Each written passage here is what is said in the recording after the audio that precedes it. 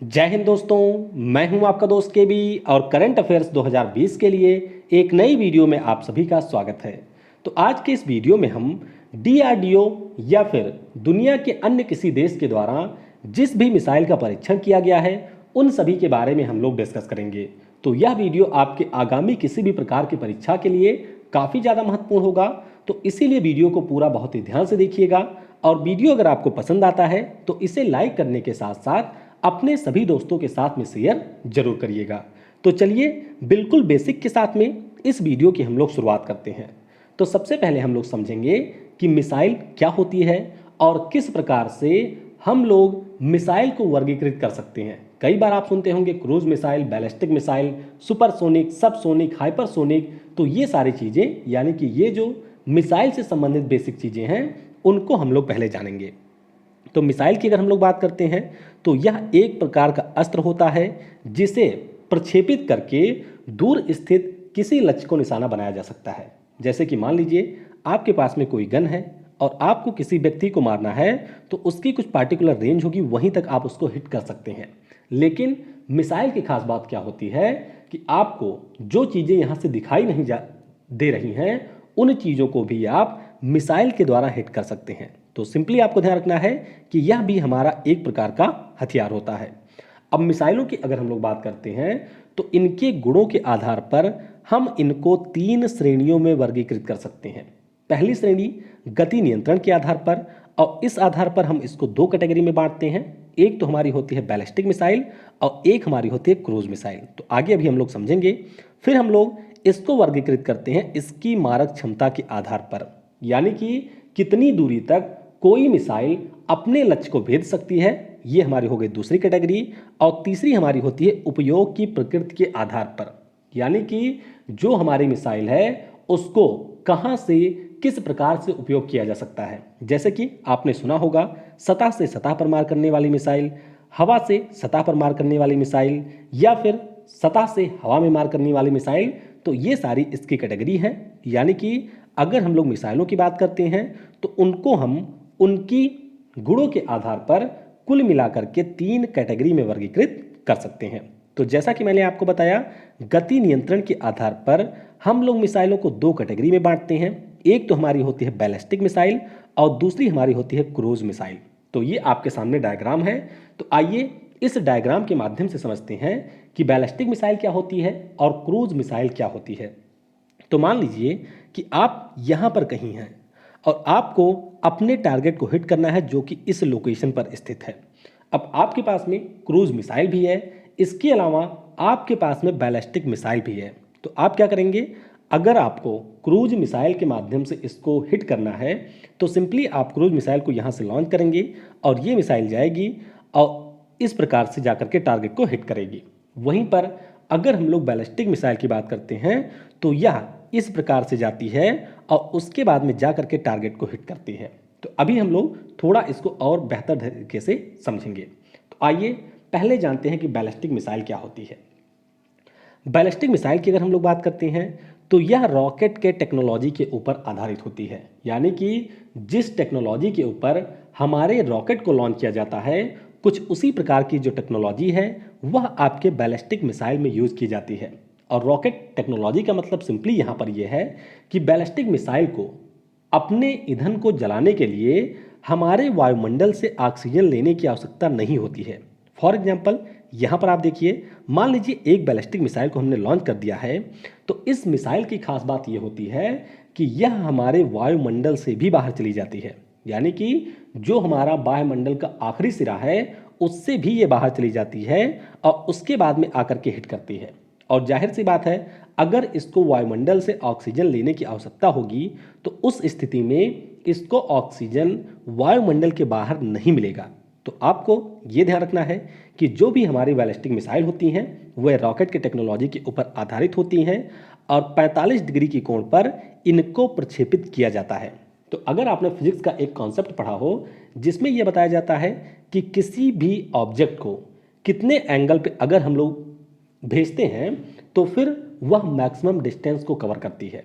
तो 45 डिग्री के एंगल पर हमारी बैलिस्टिक मिसाइलों को भेजा जाता है और ये एक री एंट्री व्हीकल के रूप में कार्य करती हैं। कैसे?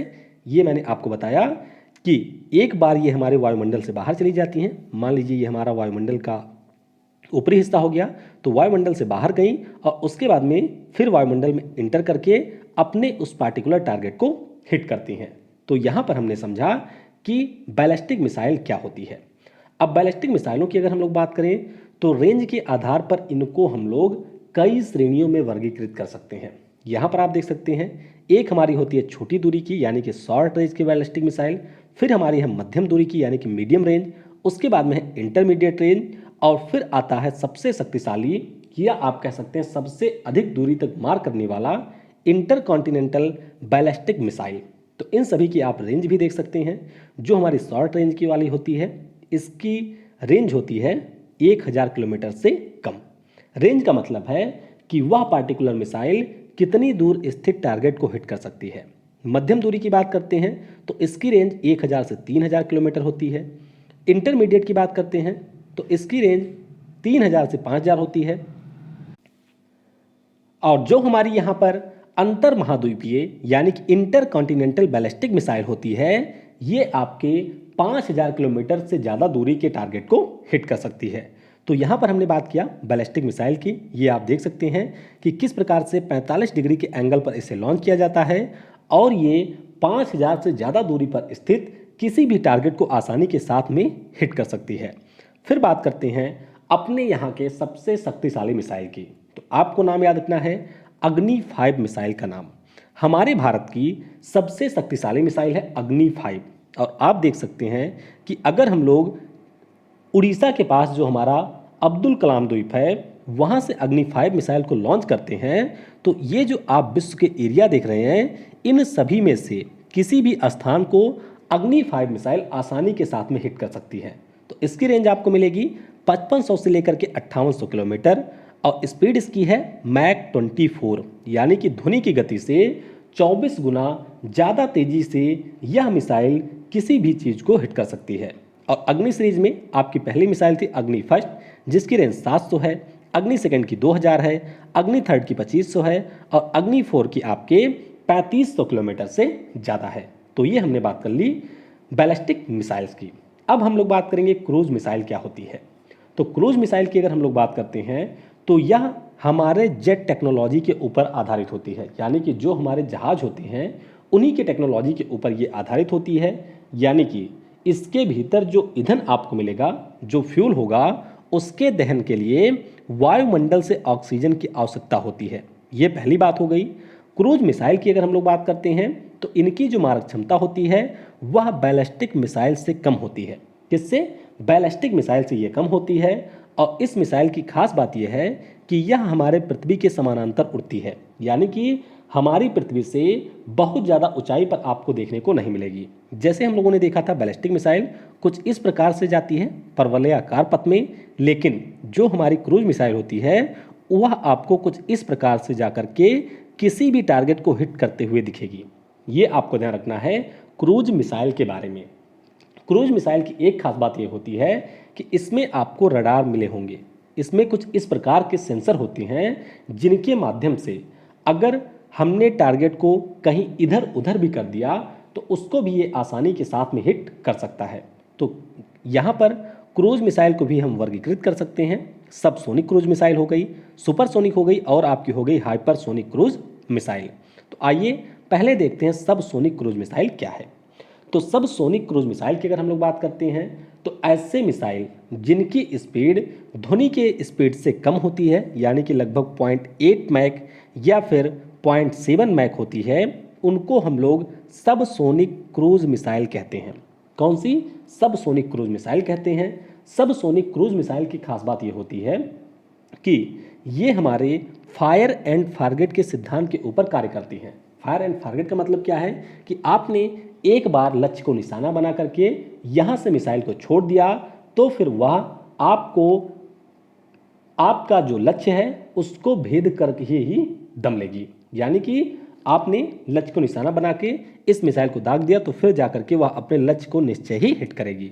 और इसकी खास बात है कि ट्री टॉप ट्रेजेक्ट्री के ऊपर यह आधारित होती है। ट्री टॉप ट्रेजेक्ट्री का मतलब क्या है?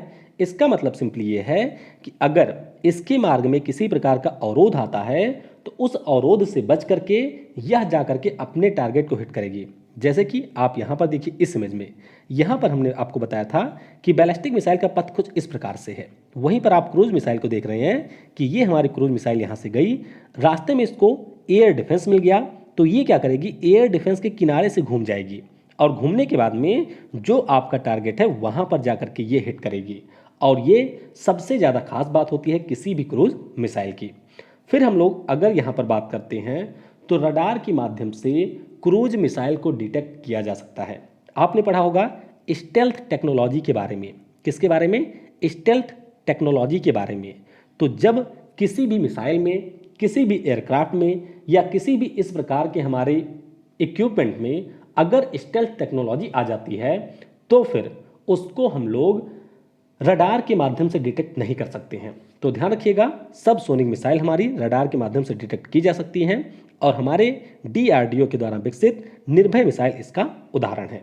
उसके बाद में अगली मिसाइल आ जाती है सुपरसोनिक। तो इसकी जो गति है वह 2 से 5 मैक होती है और इसका सबसे बेहतर एग्जाम्पल है ब्रह्मोस मिसाइल का।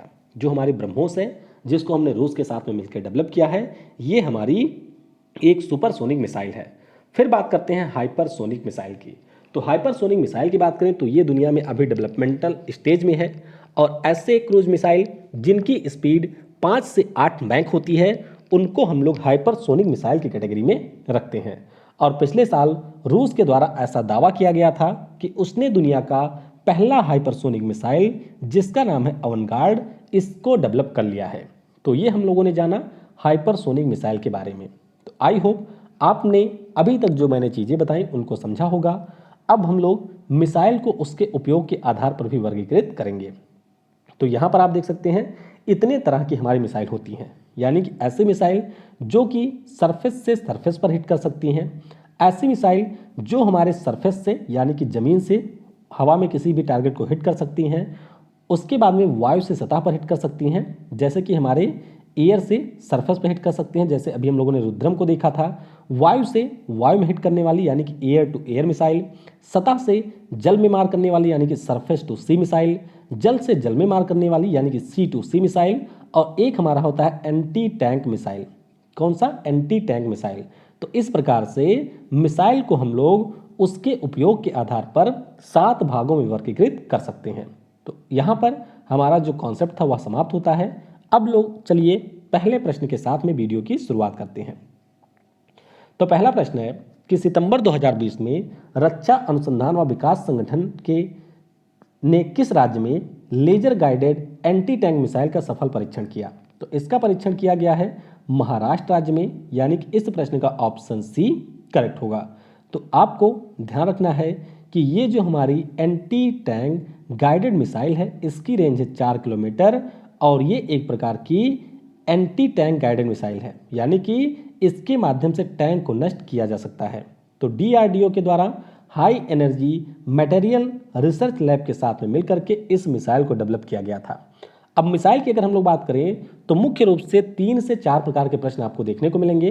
पहला प्रश्न आपसे ये पूछा जा सकता है कि इस पार्टिकुलर मिसाइल का टेस्ट कहाँ पर हुआ, अगर वो हाल में न्यूज़ में है। इसके अलावा उस मिसाइल को किसने डेवलप किया है, उस मिसाइल की पार्टिकुलर रेंज क्या है। तो ये सारी चीज़ें आपसे उस पार्टिकुलर मिसाइल के बारे में पूछी जा सकती हैं। और ये प्रश्न भी पूछा जाता है कि वह जो मिसाइल है वह किस प्रकार की मिसाइल है, यानी कि सरफेस टू सरफेस है, एयर टू सरफेस है।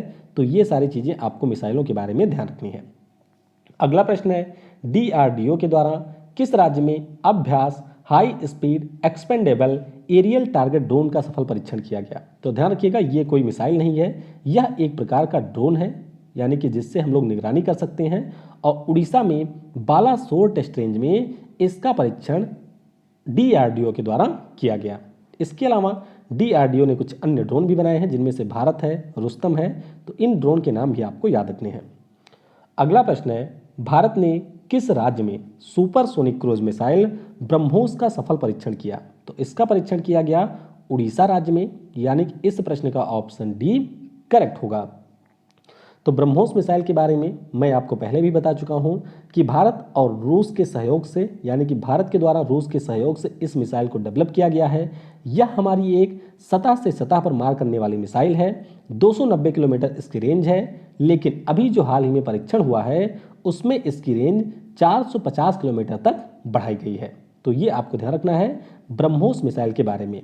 हालांकि ब्रह्मोस 2 मिसाइल को भी डेवलप किया जा रहा है और ये संभवतः एक हाइपरसोनिक मिसाइल होगी, ये आपको ध्यान रखना है। अक्टूबर 2020 में भारत ने किस राज्य में शौर्य मिसाइल के उन्नत संस्करण का परीक्षण किया? तो शौर्य मिसाइल की बात करते हैं तो इसका परीक्षण किया गया उड़ीसा में, यानी कि इस प्रश्न का ऑप्शन ए करेक्ट होगा। और शौर्य मिसाइल की जो रेंज है वह आपकी है 800 किलोमीटर। अब एग्जैक्ट रेंज इसकी नहीं डिफाइन है, ध्यान रखिएगा 750 किलोमीटर से ऊपर इसकी रेंज बताई जा रही है। और डीआरडीओ ने इसको भी डेवलप किया है और ये भी हमारी सतह से सतह के ऊपर हिट करने वाली एक मिसाइल है। तो ये आपको यहाँ पर ध्यान रखना है। अगला प्रश्न है, डीआरडीओ ने हाल ही में किस राज्य में supersonic missile assisted release of torpedo का सफल परीक्षण किया? तो इसका परीक्षण किया गया है उड़ीसा राज्य में, यानी कि इस प्रश्न का ऑप्शन डी करेक्ट होगा। अब यहाँ पर आप देख सकते हैं कि ये जो हमारी मिसाइल है वह एंटी सबमरीन वारफेयर में प्रयोग की जाती है, यानी कि सतह से जो भी हमारे समुद्र में टारगेट हैं उनको इसके द्वारा हिट किया जा सकता है। और supersonic missile assisted release of torpedo की बात करते हैं जिसका शॉर्ट फॉर्म है स्मार्ट, तो इसकी रेंज है 650 किलोमीटर और इसे भी डेवलप किया है डीआरडीओ ने। अक्टूबर 2020 में किस देश ने जरकोन हाइपरसोनिक क्रूज मिसाइल का सफल परीक्षण किया? तो जैसा कि मैंने अभी आपको बताया कि अवनगार्ड के नाम से एक इनके द्वारा घोषणा की गई थी पिछले साल, और अभी अक्टूबर महीने में जरकोन नाम से भी एक हाइपरसोनिक क्रूज मिसाइल के परीक्षण के बारे में बताया गया है रूस के द्वारा। तो इस प्रश्न का ऑप्शन बी करेक्ट होगा। और अगर हम लोग बात करते हैं इस पार्टिकुलर मिसाइल की, यानी कि जरकोन की, तो आप यहाँ पर देख सकते हैं कि इस मिसाइल के द्वारा मात्र 4.5 मिनट के भीतर 8 मैक से अधिक की स्पीड से 450 किलोमीटर स्थित लक्ष्य को आसानी के साथ में निशाना बनाया गया, यानी कि इस मिसाइल की स्पीड 8 मैक से भी ज़्यादा थी। तो 8 मैक आपको नीचे कमेंट में बताना है कि जो हमारे साउंड होता है उसकी स्पीड कितनी होती है। अगला प्रश्न है, भारत ने किस राज्य से नई पीढ़ी की एंटी रेडिएशन मिसाइल जिसका नाम है रुद्रम, इसका सफल परीक्षण किया है? तो इसका परीक्षण किया गया उड़ीसा राज्य से, यानी कि इस प्रश्न का ऑप्शन बी करेक्ट होगा। और रुद्रम यह हमारी हवा से सतह के ऊपर मार करने वाली मिसाइल है, यानी कि इसको हम लोग किसी एयरक्राफ्ट के माध्यम से हवा से जमीन पर स्थित किसी टारगेट को हिट कर सकते हैं। तो Sukhoi M30 MKI fighter aircraft के द्वारा इसे यहाँ पर लॉन्च किया गया और ये भी डीआरडीओ ने बनाया है। अगर हम लोग इसके रेंज की बात करते हैं तो इसका रेंज भी वेरी करता है, यानी कि 500 मीटर से लेकर के 15 किलोमीटर की ऊंचाई के बीच में अगर आप इसको लॉन्च करते हैं तो इसकी रेंज 200 किलोमीटर के आसपास मिलेगी देखने को। अगला प्रश्न है, सितंबर 2012 में, ये तो हम लोगों ने डिस्कस कर लिया है, laser guided anti tank missile ये महाराष्ट्र में परीक्षण किया गया है। अगला प्रश्न है, किस देश के द्वारा निर्मित S-400 एयर डिफेंस मिसाइल को भारत ने खरीदने की घोषणा की है? तो ये घोषणा की है भारत ने रूस के साथ में खरीदने की, यानी कि इस प्रश्न का ऑप्शन बी करेक्ट होगा। और रूस की एक कंपनी है जिसका नाम है फैकल मशीन बिल्डिंग डिजाइन, तो इसके द्वारा इसका निर्माण किया गया है। अब ध्यान रखिएगा ये हमारी एक डिफेंस टेक्नोलॉजी है, यानी कि इसमें कुछ इस प्रकार के सेंसर लगे हुए हैं कि अगर आप इसको मान लीजिए दिल्ली में तैनात कर देते हैं और दिल्ली की तरफ अगर किसी भी स्थान से कोई मिसाइल को फायर किया जाता है तो उस मिसाइल को लोकेट करके S-400 डिफेंस सिस्टम के द्वारा नष्ट कर दिया जाएगा। यानी कि इसके पास खुद का रडार सिस्टम है, इसके पास में ऐसी टेक्नोलॉजी है कि जिसके द्वारा ये किसी मिसाइल को डिटेक्ट कर सकती है और फिर उस पार्टिकुलर मिसाइल को अपने द्वारा फायर किए गए मिसाइल से ये नष्ट कर सकती है। अगला प्रश्न है, किस देश से भारत एकीकृत वायु रक्षा हथियार प्रणाली जिसका नाम है NASAMS सेकंड को खरीद को मंजूरी दी?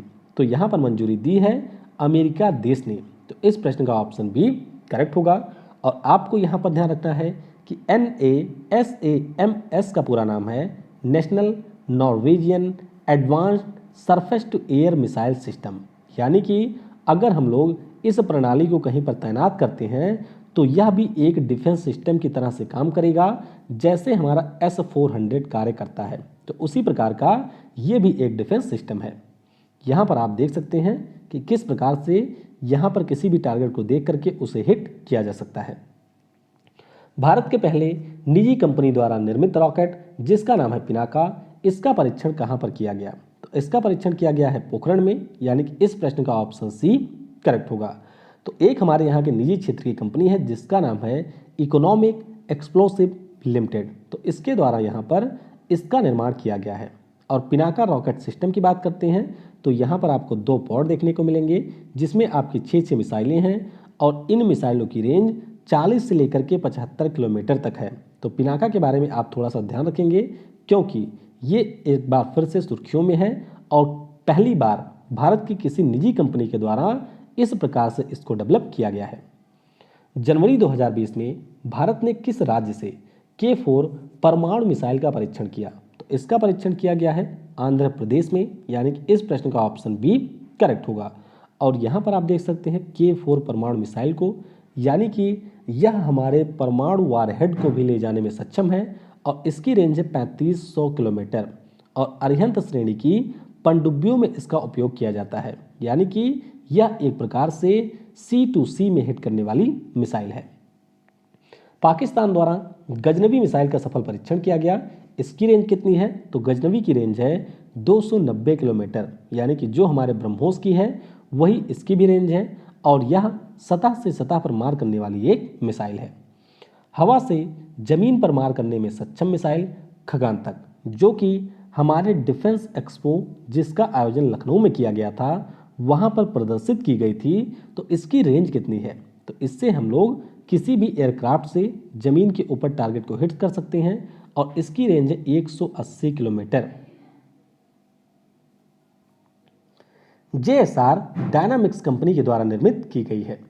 अगला प्रश्न है DRDO के द्वारा सामरिक बैलिस्टिक मिसाइल प्राणस नाम से विकसित की जा रही है, इस मिसाइल की रेंज कितनी होगी? तो इसकी रेंज होगी 200 किलोमीटर। तो इस प्रश्न का ऑप्शन बी करेक्ट होगा और यह भी सतह से सतह पर मार करने में सक्षम होगी। पाकिस्तान के द्वारा रॉद सेकंड मिसाइल का सफल परीक्षण किया गया, इसकी रेंज कितनी है? तो इसकी रेंज है 600 किलोमीटर। तो इस प्रश्न का ऑप्शन डी करेक्ट होगा और यह भी न्यूक्लियर कैपेबल एक क्रूज मिसाइल है। तो ध्यान रखिएगा रेंज इसकी है 600 किलोमीटर। अगला प्रश्न है मार्च 2020 में किस देश ने बाबर सेकंड सबसोनिक मिसाइल का असफल परीक्षण किया? तो इसका परीक्षण किया है पाकिस्तान ने, यानी इस प्रश्न का ऑप्शन डी करेक्ट होगा। तो पाकिस्तान के बाद पाकिस्तान के द्वारा दूसरी बार इसका परीक्षण किया जा रहा था जो कि सफल नहीं हो सका और इस मिसाइल की रेंज 750 किलोमीटर है। कितनी? 750 किलोमीटर है। और मैंने आपको बताया ही कि सबसोनिक मिसाइल जो हमारे पास है उसका नाम है निर्भय। किस देश ने भारत को टॉरपीडो लाइट वेट मिसाइल और हार्पून एयरलाइंस मिसाइल की खरीद को मंजूरी दी? तो भारत इसे खरीद रहा है अमेरिका से, यानी कि इस प्रश्न का ऑप्शन ए करेक्ट होगा। तो यहाँ पर आप देख सकते हैं जो मार्क 54 टॉरपीडो मिसाइल है इसको हम लोग पानी की सतह से या उसके भीतर से लॉन्च कर सकते हैं, यानी यह एक प्रकार से C2C में मार करने वाली मिसाइल है। वहीं पर अगर हम लोग हार्पून की बात करते हैं तो इसको हम लोग नाव या जहाज के ऊपर से हमला कर सकते हैं। तो ये मुख्य रूप से हमारी नौसेना के लिए परचेज किया जाएगा अमेरिका देश से। मई 2020 में किस नौसेना बेस में मिसाइल पार्क अग्निप्रस्थ की आधारशिला रखी गई? तो ध्यान रखिएगा ये बन रहा है INS कलिंगा में, यानी कि इस प्रश्न का ऑप्शन बी करेक्ट होगा। और ये है कहां पर? तो आंध्र प्रदेश के विशाखापट्टनम में ये स्थित है, जहां पर जो भी INS कलिंग की स्थापना के बाद में अधिकारी थे, नाविक थे या कर्मचारी थे, उन सभी के सम्मान में यहाँ पर मिसाइल पार्क अग्निप्रस्थ की आधारशिला रखी गई है। अगला प्रश्न है अगस्त 2020 में किस देश ने LGM-30G मिनटमैन थर्ड मिसाइल का सफल परीक्षण किया है? तो इसका परीक्षण किया संयुक्त राज्य अमेरिका ने, यानी कि USA के द्वारा इसका परीक्षण किया गया और आप देख सकते हैं कि यह एक अंतर महाद्वीपीय बैलिस्टिक मिसाइल थी, यानी कि 4200 किलोमीटर दूर मार्शल द्वीप के पास में एक टारगेट को इसने हिट किया अमेरिका से। तो इस मिसाइल के बारे में अगर हम बताएं तो 600 किलोमीटर तक वार करने में ये मिसाइल सक्षम है और बोइंग कंपनी ने इसको बनाया है। तो यहाँ पर आप देख सकते हैं कैलिफोर्निया से लॉन्च किया गया और ये मिसाइल 4200 किलोमीटर दूर आकर के मार्शल द्वीप के पास एक एटॉल को हिट की थी। किस देश ने advance missile defence system arrow 2 interceptor का सफल परीक्षण किया? तो जैसे हम लोगों ने S-400 की बात की थी, उसी प्रकार से इजराइल के द्वारा एरो 2 इंटरसेप्टर का सफल परीक्षण किया गया, यानी इस प्रश्न का ऑप्शन ए करेक्ट होगा। तो इजराइल की एरोस्पेस इंडस्ट्रीज और यूएस की बोइंग कंपनी के द्वारा इसका निर्माण किया गया है। अगला प्रश्न है, किस देश ने सतह से सतह पर मार करने वाली बैलिस्टिक मिसाइल शहीद कासिम सुलेमानी का अनावरण किया? तो इसका अनावरण किया गया ईरान के द्वारा, यानी इस प्रश्न का ऑप्शन ए करेक्ट होगा। तो बस आप ये ध्यान रखिएगा कि शहीद कासिम सुलेमानी जो कि एक सतह से सतह पर मार करने वाली मिसाइल है, इसको डेवलप किया है ईरान ने। अगला प्रश्न है, किस देश ने ग्रेट प्रॉफिट 14 अभ्यास के आखिरी दिन भूमिगत बैलिस्टिक मिसाइल का परीक्षण किया? तो इसका परीक्षण किया है ईरान ने, यानी कि इस प्रश्न का ऑप्शन डी करेक्ट होगा। तो बस आपको ध्यान रखना है कि इन्होंने एक भूमिगत बैलिस्टिक मिसाइल का परीक्षण किया था। अगला प्रश्न है, किस देश ने हार्मुज जल संधि के समीप जोल्फगर 99 नामक नौसैनिक अभ्यास की शुरुआत की? हालांकि ये अभ्यास का प्रश्न है, लेकिन ध्यान रखिएगा ईरान ने इसको किया था और इस दौरान इनके द्वारा मिसाइल के साथ साथ युद्धपोत, विमान और ड्रोन का परीक्षण किया गया था। जनवरी 2020 में किस देश ने गाइडेड मिसाइल पोत विध्वंसक नानचंग को लॉन्च किया? तो ये लॉन्च किया था चीन देश ने, यानी कि इस प्रश्न का ऑप्शन डी करेक्ट होगा। तो इस तरीके से हम लोगों ने जो भी मिसाइल से संबंधित बेसिक चीज़ें थी, उनके साथ साथ इससे जुड़े हुए सभी प्रश्नों को भी डिस्कस कर लिया है। अगर आपको कहीं पर कॉन्सेप्ट में या किसी प्रश्न में कोई डाउट होता है तो वह आप बेझिझक नीचे कमेंट सेक्शन में पूछ सकते हैं। तो इस वीडियो में फिलहाल के लिए इतना ही। कल के वीडियो में हम लोग 2020 में जो भी ऐप और पोर्टल लॉन्च किए गए हैं उन सभी के बारे में डिस्कस करेंगे। Thanks for watching. जय हिंद, जय भारत और सबसे ज़रूरी, पढ़ेगा भारत तो बढ़ेगा भारत।